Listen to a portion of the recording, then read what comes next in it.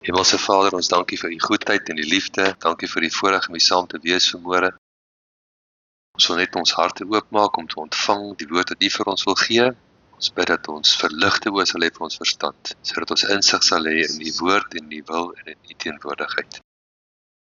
In Jesus naam. Amen. Welkom almal.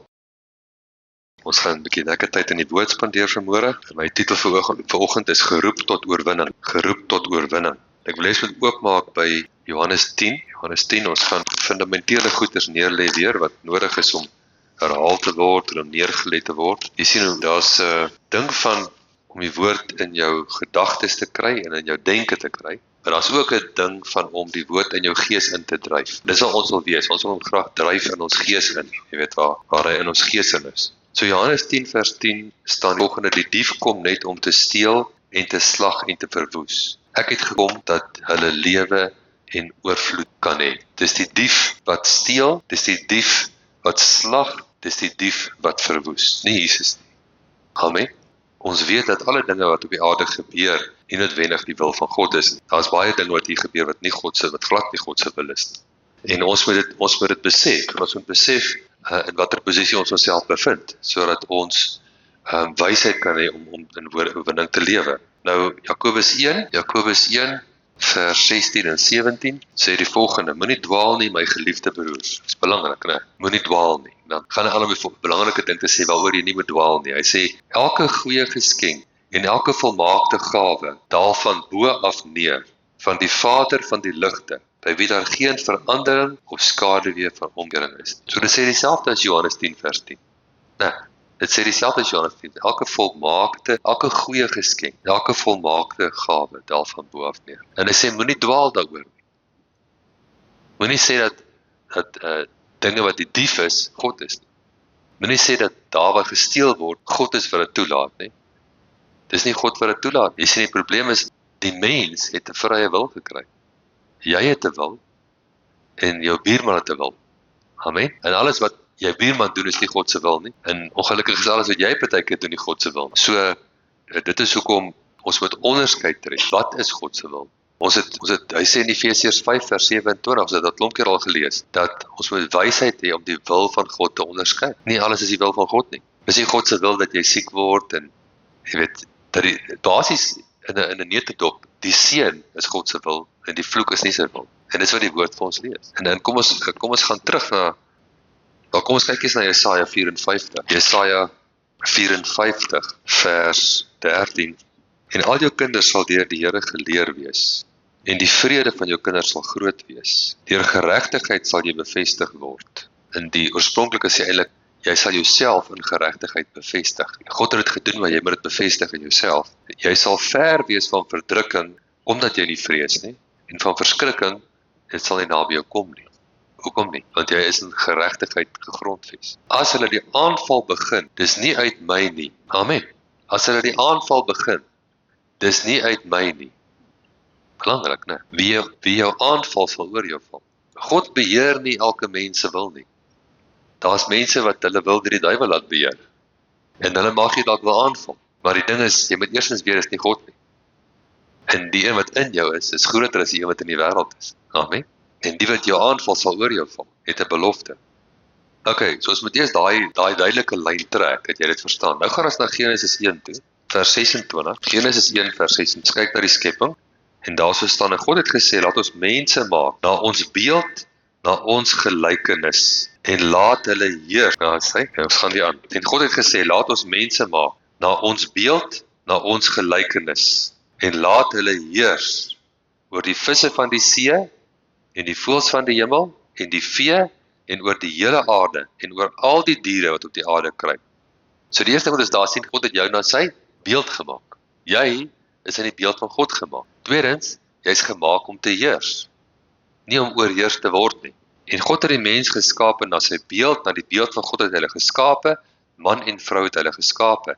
En wat is die eerste wat hy gedoen het? Vers 28, en God het hulle geseën. Die woord seën beteken bekragtig om suksesvol te wees. Die woord vloek beteken bekragtig om te faal. So as jy geseënd is, dan beteken dit jy het 'n bekragtiging op jou lewe om suksesvol te wees. As God jou seën, dan plaas hy 'n bekragtiging op jou om suksesvol te wees in wat jy doen. God het hulle geseën, hy het hulle bekragtig om suksesvol te wees. En God het vir hulle gesê, wees vrugbaar, vermeerder, vul die aarde, onderwerp dit, heers. So jy het krag nodig om vrugbaar te wees, te vermeerder en te heers.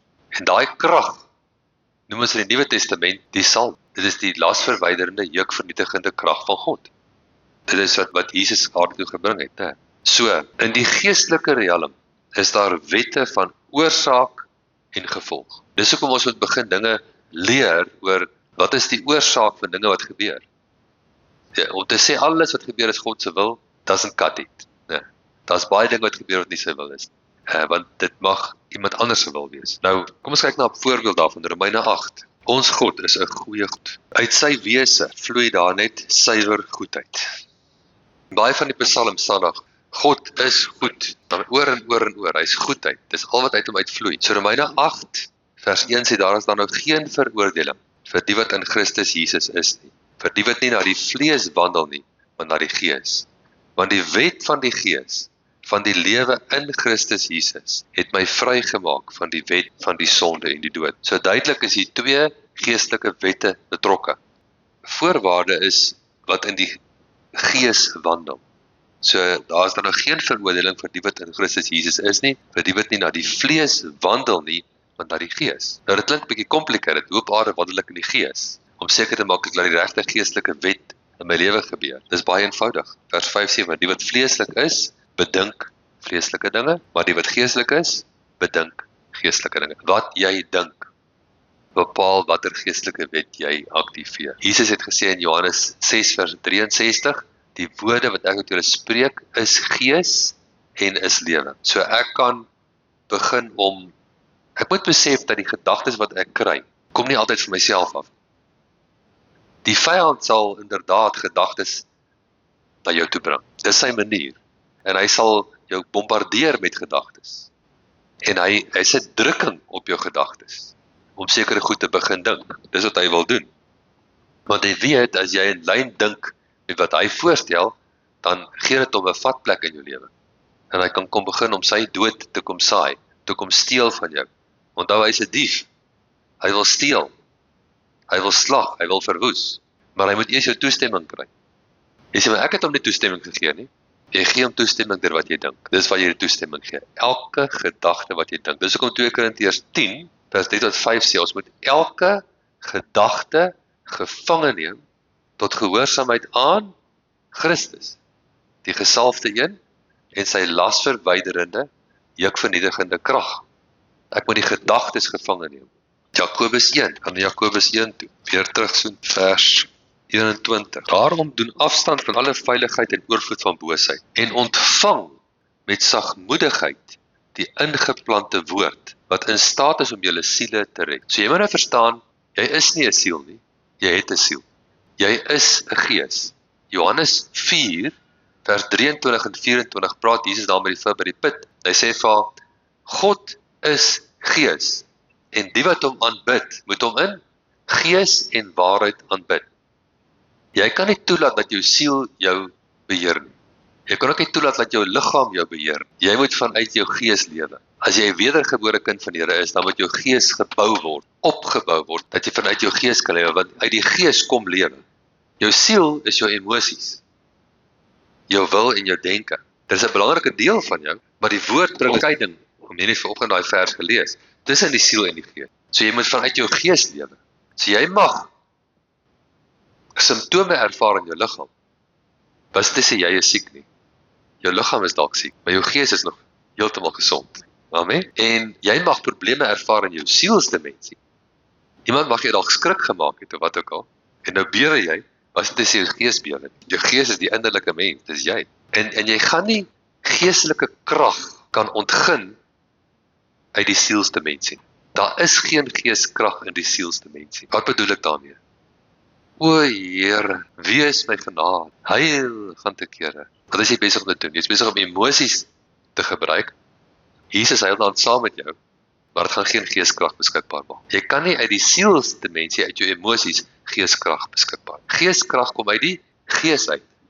In die sielsdimensie, in jou denke, gaan die duiwel jou wen. Hy is ouer as jy.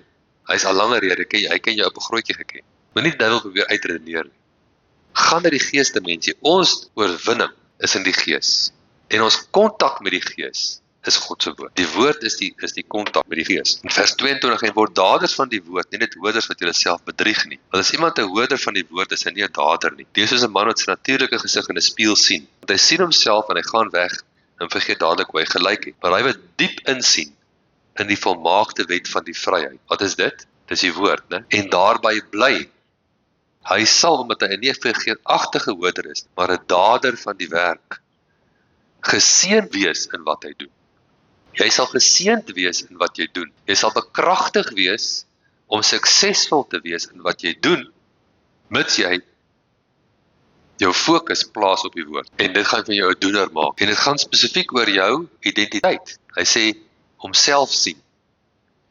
Wie het Jesus jou gemaak om te wees? 2 Korintiërs 5 vers 17 sê, daarom as iemand in Christus is hy 'n nuwe skepsel. Die ou dinge het verbygegaan. Kyk, alles het nuut geword. Dis waar jou fokus moet wees.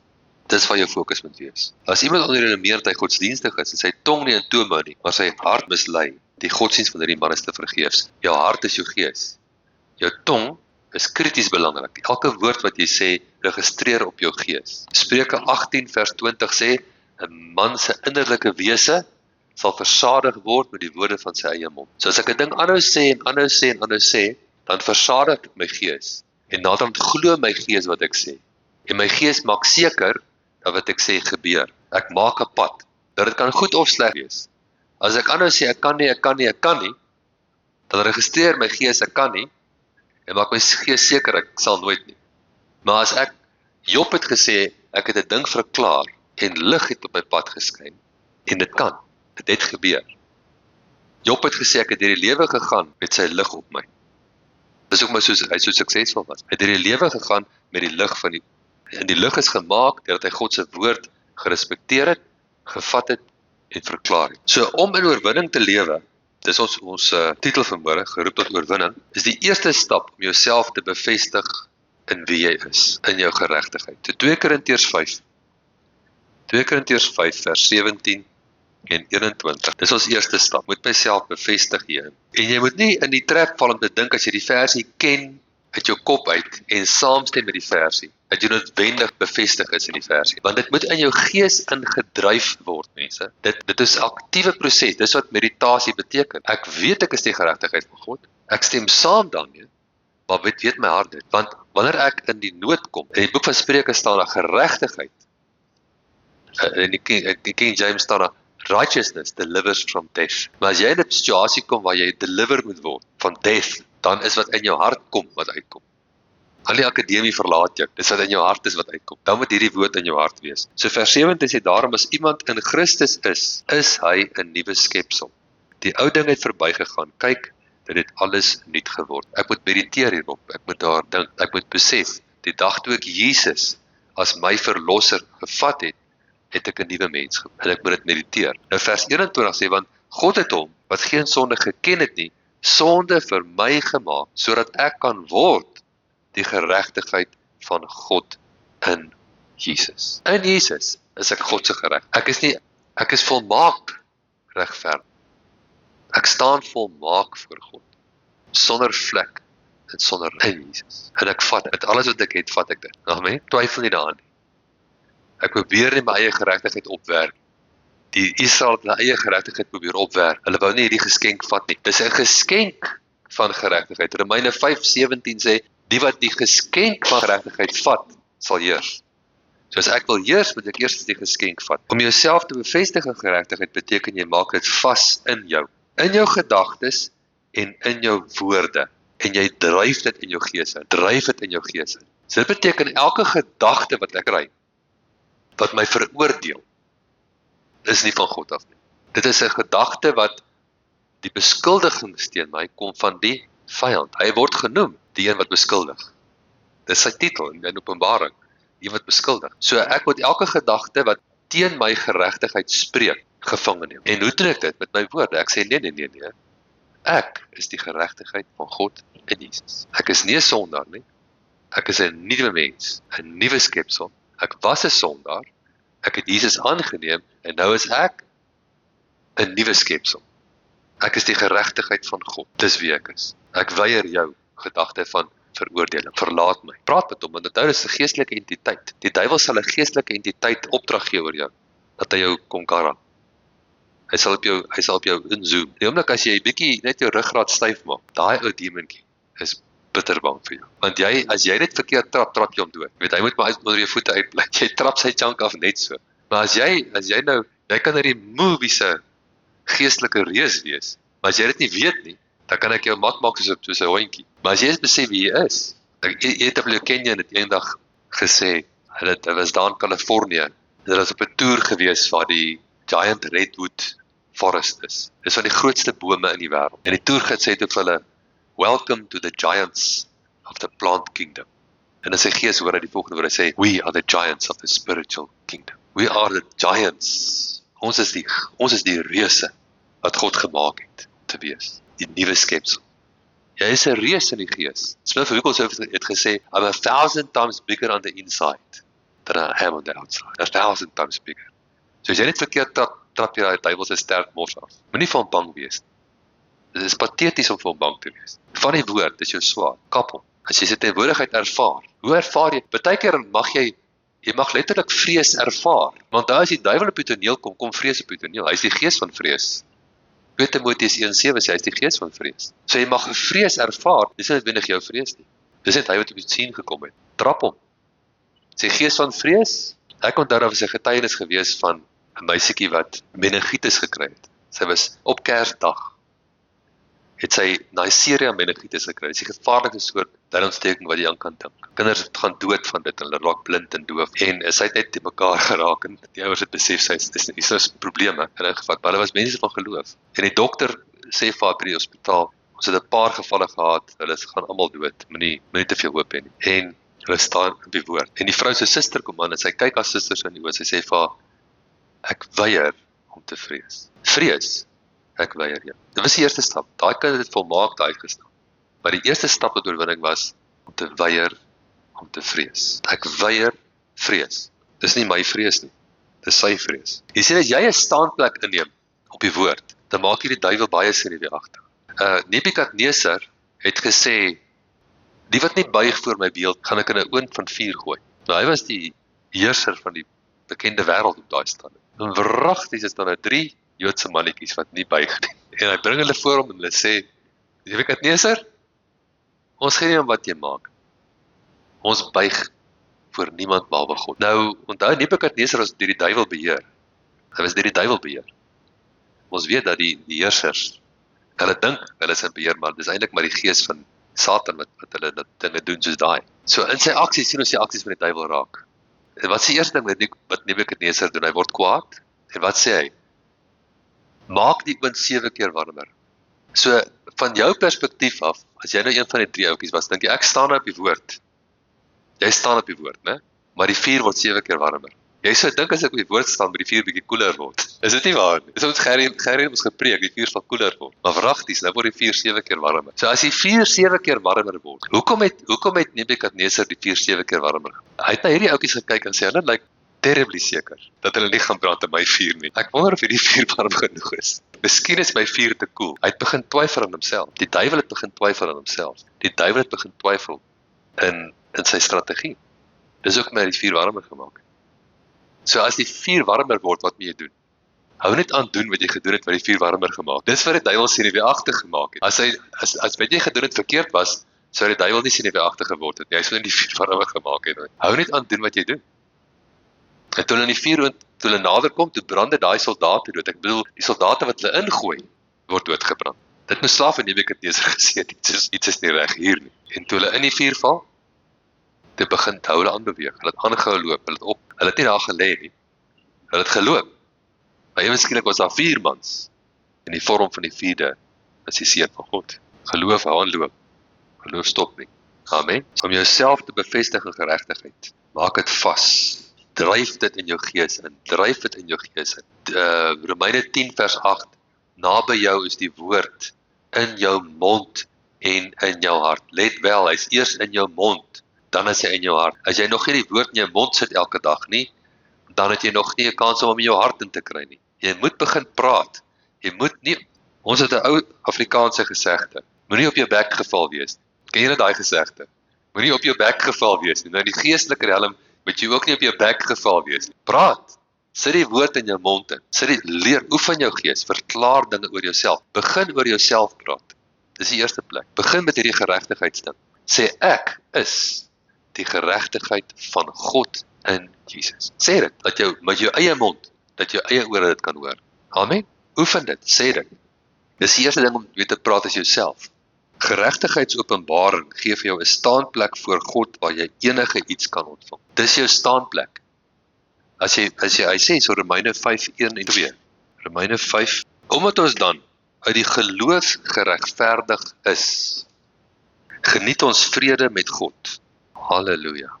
Deur ons Here Jesus Christus. Deur wie ons ook deur die geloof die toegang verkry het tot hierdie posisie van guns waarin ons staan. Ons het toegang verkry tot 'n posisie van guns. Ek staan voor die troon van die heelal in 'n posisie van guns. Wanneer ek daar gaan staan, dan kyk die God van die heelal vir my met guns. Wat jy noem wat jy wil hê. Amen. En ons verheug onsself in die hoop op die goedheid van God. Ons verheug onsself. Wat doen jy terwyl jy daar staan? Jy verheug jouself in die hoop op die goedheid van God. Jy verheug jouself. Hoop is 'n innerlike prentjie. Dis wat hoop in sy essensie is, hoop 'n prentjie. Ons het dit in Romeine 4, waar Abrahams 'n prentjie gekry het van die sterre in die hemel en die sand in die seestrand. En die fisiese prentjie was 'n liggaam 100 jaar oud. So dan staan daar, Abraham het weggekyk van die een prentjie, die prentjie wat sy oë kon sien, die ou liggaam, en het gekyk na die ster. Het gekyk na die sand. So ons kyk na die prentjie van wat ons wil hê.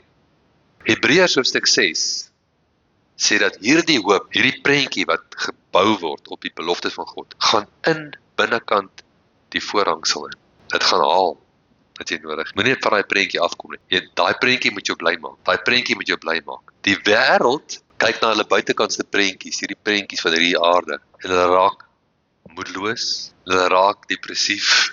Hulle moet na tot medisyne gaan, so depressief voel hulle, en hulle raak neerslagtig, want hulle kyk na die verkeerde prentjie.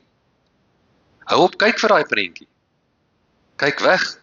Kyk na hierdie prentjie. Sit jou neus in hierdie boek. Kyk na die prentjie wat die Here vir jou gee. Hy sê geseënd sal jy wees in die stad. Geseënd sal jy wees in die veld. Geseënd sal jy wees as jy ingaan. Geseënd sal jy wees as jy uitgaan. Dis 'n ander prentjie. Amen. Dis 'n ander prentjie. Dis die prentjie waarna jy moet kyk. My aksie vanuit my posisie is om te praat met dinge. So nou gaan staan ek in hierdie posisie van guns. Wat is my aksie? Ek praat met dinge. Ek oefen myself daarin om opposisie te antwoord. Die wêreld praat oor hulle dinge. Die koninkryksmense praat met die dinge. Amen. Markus 11. Jesus leer vir ons. Hy vat ons aan ons hande, mense, en hy leer ons. Moenie op stroppeles wees nie, luister vir ons. Meekness beteken jy's maklik om te leer. As jy weet as Jesus wat met jou praat, dan leer jy. Amen. Markus 11, vers 12. En die volgende dag, terwyl hulle uit Betanië gaan, het hy honger gehad, Jesus. Toe op 'n afstand 'n vyeboom met blare sien, het hy daarin gegaan in die hoop om iets daaraan te vind. En toe hy daarby kom, vind hy niks as blare nie, want dit is nie die tyd van vye nie. En Jesus spreek en sê vir hom, dat niemand ooit in der ewigheid van jou 'n vrug eet. En sy disippels het dit gehoor. Vers 14, daai woord spreek in die Grieks is apokrinomai, wat beteken om te antwoord. Die boom het eers gepraat. Die boom het gesê, niks vir jou nie. Jesus het geantwoord. Wat doen hy? Hy antwoord met 'n paar woorde, net een sinnetjie. Laat niemand ooit in der ewigheid van jou 'n vrug eet nie. Punt. Na hy gepraat het met die boom, wat doen hy volgende? En hulle het in Jerusalem gekom. Hy gaan aan met sy dag. So Jesus wys vir ons wat om te doen. Hy praat met die probleem, hy praat met die boom, hy praat met die berg, hy gee vir hom een duidelike woord, en hy gaan aan met sy dag. Hy haal sy aandag van die probleem af. Dis baie belangrik. Dis waar baie Christene fout maak, hulle haal nie hulle aandag van die probleem af nie. Hulle hou aan praat met die probleem, jy sien aan die spoegspad, soos hulle met die probleem praat, maar hulle aandag bly by die probleem. Dis sê goed, Jesus op die boom rondgebly, hy hou aan kyk vir die boom, hy stap om die boom, hy wil net een blaartjie sien verander. Nee, hy praat met die boom en hy loop. Toe hy die volgende dag verbykom, toe moes Petrus hom roep. Anders sou hy nie eens gekyk het vir die boom. Die boom is van sy kop af, van sy aandag. Die probleem was het nie sy aandag gevat. Hy het net gepraat. Jy moet dieselfde doen. As jy wil wees soos Jesus, praat met die probleem en haal dan jou aandag van die probleem af. Nou waar moet jou aandag sit? Op die woord. Sit jou aandag op die woord. Dat die woord, wat is bekommernis? Wat is die definisie van bekommernis? Dis om aan iets te dink. Ek dink net daaraan, dis wat ek bedoel. As jy bekommer, dink jy, om jou nie te bekommer nie, dink jy nie daaraan nie. Jy haal jou aandag daarvan af. So dit vat nogal geestelike krag. Dit vat 'n bietjie oefening om jou aandag van die probleem af te haal. Nie almal kry dit reg nie, want hulle is geestelik swak. Hulle het nog nooit dit geoefen nie. So nou moet ons oefen. Ons oefen om ons aandag van die probleem af te haal. Ons sê nie daar is nie 'n probleem nie, daar is. Ons ontken nie dat daar 'n probleem is nie, daar is 'n probleem. Maar ons gaan nie ons aandag vir die probleem gee nie. Ons doen wat Jesus ons gesê het, ons praat met die probleem. Dis die eerste stap, ons praat nie oor die probleem nie. Hoe meer ek oor die probleem praat, hoe groter word hy. Dis soos om oor Goliat te praat, in plaas van met Goliat. Hoe meer ek oor hom praat, hoe groter word. Hy begin op 9 voet en eindig op 11 voet, meer as oor hom praat. Net een keer die guts om met hom te praat. Praat met die probleem, gee vir die probleem die woord van God, God se wil. Die probleem is nie God se wil nie. Gee vir hom God se wil. Los jou woorde. Wat het Jesus by daai boom gelos? Sy woorde. Hy het sy woorde penetreer. Onthou in Lukas 17 vers 5 tot 10. Lukas 17 vers 5 tot 10. Dit het die apostels aan die Here gesê, gee ons meer geloof.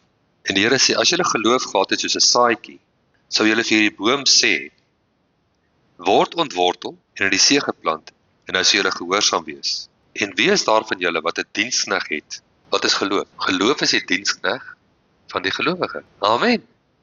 Dis die konteks. Wat ploeg of vee oppas en hy inkom van die veld vir hom sê, kom dadelik aan tafel. Sal hy eerder vir hom sê, maak vir my die aandetekar om God en bedien my, totdat ek klaag en gedrink het, en daarna kan jy eet en drink. Bedank het daar 'n diensknegt. Dis die plig van die diensknegt. Dit beteken, geloof is jou diensknegt. Jy kan nie doen in die koninkryk van God, wat God wil hê jy moet doen sonder geloof. Geloof is die geld van die hemel. Die ruil jou geloof uit vir goedere en dienste. So wat jy geld op die aarde gebruik vir goedere en dienste. In die koninkryk van God is dit geloof. Geloof ontvang wat klaar aan jou behoort. Dit behoort aan jou, maar jy het geloof nodig om vry te stel. Geloof praat, geloof roep, Matteus 8 vers 5. En nadat Jesus in Kapernaum ingegaan het, kom daar 'n hoofman oor 100 na hom toe en smeek hom. En sê, Here, my knegt lê tuis verlam en hy ly ewige pyne. Daarop sê Jesus vir hom, ek sal kom en hom gesond maak. Nou was Jesus 'n dokter met 'n kruie gehad. Nee, hy was in staat om krag uit die geestelike riem te gaan haal en in die fisiese riem in te sit om siekte uit te dryf. En ek en jy is ook veronderstel om in staat te wees om dit te doen. As ons nou luister wat hy vir ons sê om te doen. Dit is so maklik, jy moet net luister. En die hoof van 100 antwoord en sê, Here, ek is nie werd dat jy onder my dak inkom nie, maar spreek net 'n woord en my knegt sal gesond word. So onmiddellik, hierdie man het iets weet. Hy besef dis die woord. Hoe het God die aarde gemaak? Hy het gesê, lig wees en lig was, dis woord. As hy kan sê lig wees en lig was, dan kan sy woord enigiets doen. Spreek net die woord en my knegt sal gesond word. Want ek is ook 'n man onder gesag, en ek het soldate onder my. En vir hierdie een sê ek, gaan en hy gaan. En vir ander een kom en hy kom. En vir my diensknegt doen dit en hy doen. Toe Jesus dit hoor, het hy hom verwonder en sy volgelinge gesê, voorwaar ek sê vir julle, selfs in Israel het ek so 'n groot geloof nie gevind nie. Hy was beïndruk met hierdie man. Jesus was beïndruk deur hom. En daar's 3 dinge wat hy gesê het. Hy het gesê, gaan en hy gaan. Kom en hy kom. Doen dit en hy doen dit. 'n Diensknegt. Geloof is jou diensknegt. Jy het nodig dat sekere dinge gaan in jou lewe. Wie vind jy dat jy het nodig dat iets gaan in jou lewe uit? Dat iets kom in jou lewe, en dat iets gebeur in jou lewe. Ons alles behoeftes kan in daai 3 kategorieë geplaas word. Dinge moet gaan, dinge moet kom en dinge moet gedoen word. Jy het 'n diensknegt gekry, geloof. Sê vir daai goed dit moet gaan. Sê vir dit, praat met dit. Dis die koninkryksbeginsels. Praat met die goed. Dit wat moet kom. Miskien is dit geld wat jy nodig het. Sê geld, kom. Roep jy. Miskien is iets anders wat jy nodig het. Maar jy kan dit roep. Jy moet nie op jou bek geval wees. Praat met die goeters. So ek oefen myself daarin elke dag om oppositie te antwoord. Ek moet myself oefen om oppositie te antwoord. Kyk nou terug na Markus 11 toe. Markus 11 vers 21, vers 20. En toe hulle vroeg in die môre verbygaan, sien hulle die vyeboom verdroog van die wortels af. En Petrus het onthou en vir hom gesê, Rabbi, kyk, die vyeboom wat u vervloek het, is verdroog. Hy moes letterlik Jesus se aandag trek. Jesus antwoord en sê vir hom, julle moet geloof in God hê. Die oorspronklike sê julle moet die geloof van God hê. Julle is sy kinders, met sy beeld gemaak. Want voorwaar ek sê vir julle, dat elkeen wat vir hierdie berg sê, hef jou op, werp jou in die see, en nie in sy hart twyfel nie, maar glo dat wat hy sê sal gebeur, hy sal verkry wat hy sê. Nou wat sal jou laat twyfel in jou hart? Primêre ding, wat jou laat twyfel in jou hart, is sondebewustheid. Dis nommer 1. Jy het nog nie jouself vergewe nie. As jy nog nie jouself heeltemal 100% vergewe het, dit beteken jy moet God se vergifnis aanvaar in so 'n mate dat jy jouself vergewe. Dan beweeg jy van 'n sondebewustheid na geregtigheidsbewustheid. Want hy sê verder aan, maar as jy nie vergewe nie, wie is die eerste een om te vergewe? Jouself. Daarom sê ek vir julle, alles wat julle in die gebed vra, glo dat julle dit ontvang en julle sal dit verkry. So jy ontvang dit voor jy dit kry. In die koninkryk moet ek eers iets ontvang voor ek dit kan kry. Dit is soos 'n babietjie.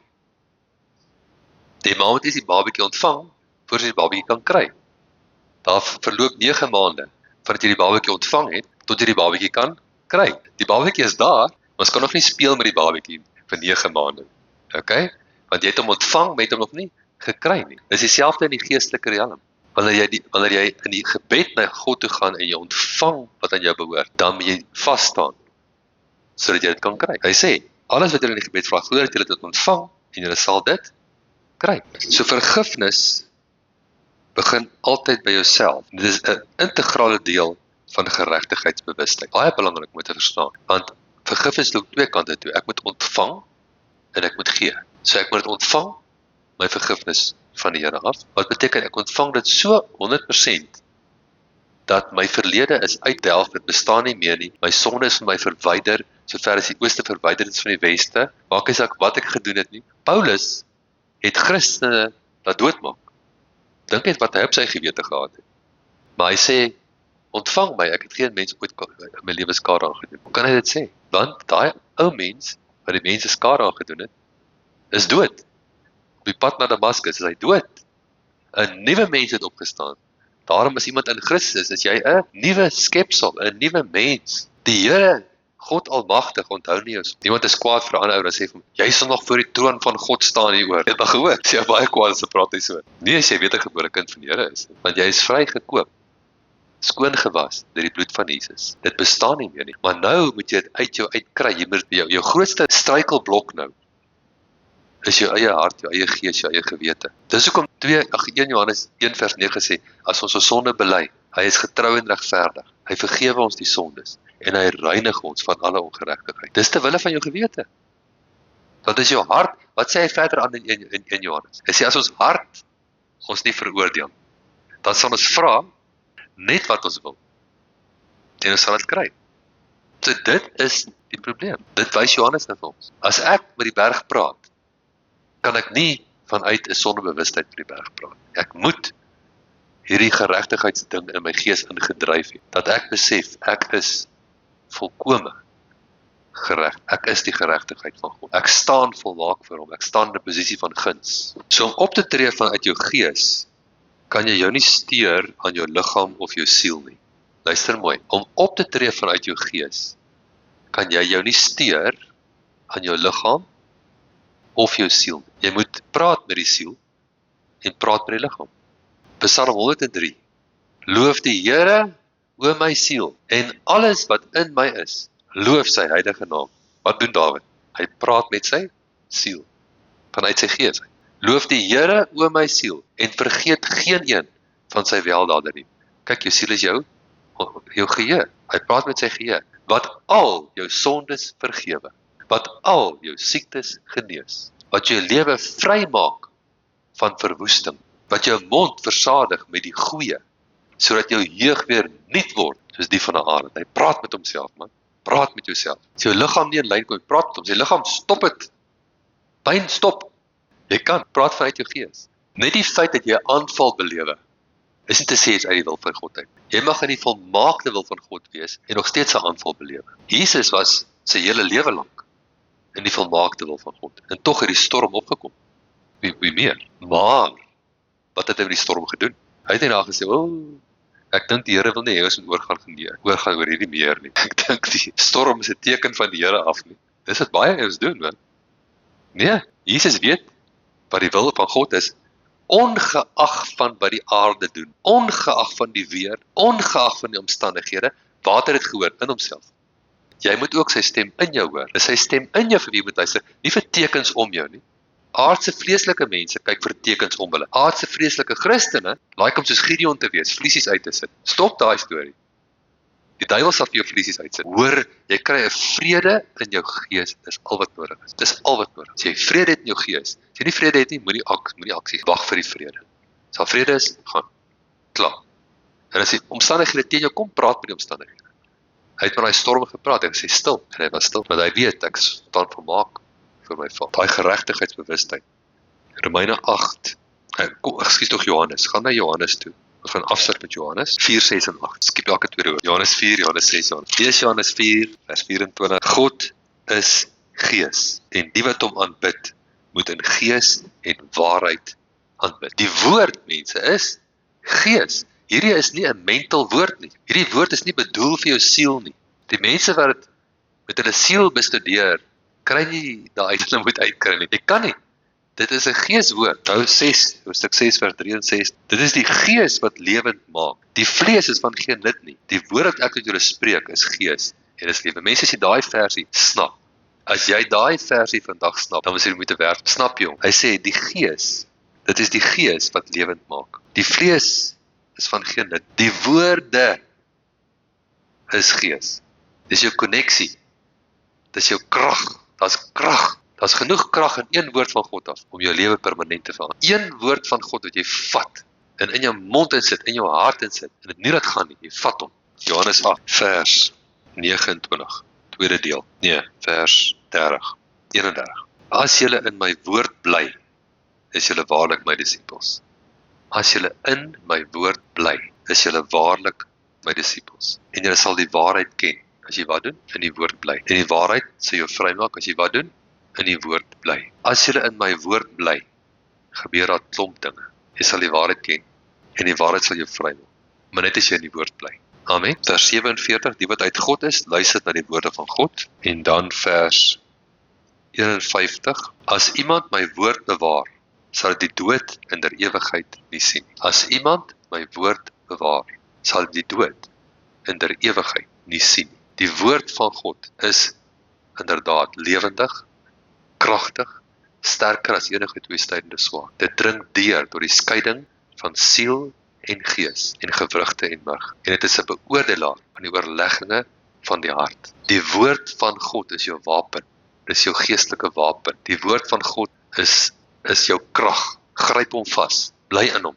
Dit is die mees kragtige ding. Psalm 119, die langste psalm. Jy kan bly wees, ek besluit nie om vanoggend Psalm 119 vir julle voor te lees, want dit is nog 'n hele uur hier gestaan. Maar Psalm 119, elke versie in daai psalm gaan net oor een ding. Dawid se liefde vir die woord. Die woord is 'n lamp vir my voet en 'n lig vir my pad.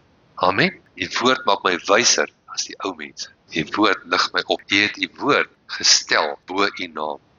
Weet jy wat beteken dit? Hy het sy woord gestel bo sy naam. Beteken God is nie 'n man dat hy sal lieg.